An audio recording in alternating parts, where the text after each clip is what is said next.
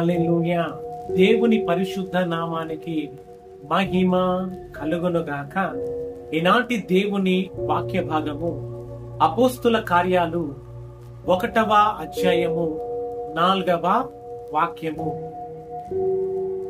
దేవుని రాజ్య విషయాలను గూర్చి బోధించుచు అనేక ప్రమాణాలు చూపి తన్ను తాను సజీవునిగా కనపరచుకొనెను. ఆమేన్.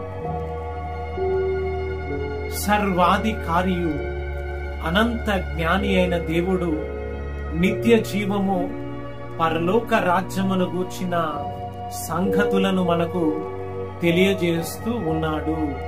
హల్లెలూయా, హల్లెలూయా. ఇక్కడ దేవాది దేవుడు అపోస్తులైన పౌలు ద్వారా మన ప్రభు అయిన యేసుక్రీస్తు వారు శ్రమ పొందిన తరువాత 40 దినములు తన యందు విశ్వాసం ఉంచిన వారికి తన్ను తాను కనపరుచుకొని మరి దేవుని యొక్క సత్య సువార్తను, పరలోక రాజ్యమును, నిత్య జీవమును, మారు మనస్సును గూర్చిన అనేక సంగతులను బోధించి ఉన్నాడు అని ఆత్మ స్వరూపి అయిన దేవునిగా నీతోనే మాట్లాడుతూ ఉన్నాడు.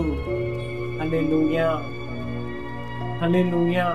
ఈ రోజున యొక్క సత్యమును, దేవుని సత్య సువార్తను వింటున్న నీవు మరి నీ నిమిత్తము మరణించి తిరిగి లేచి సజీవునిగా తను తాను నీకు కనపరుచుకున్న దేవాది దేవుణ్ణి నీవు విశ్వసించి కనికరించబడి దేవుని యొక్క నిత్య జీవములోనికి నీవు నడిపించబడుదువుగాక.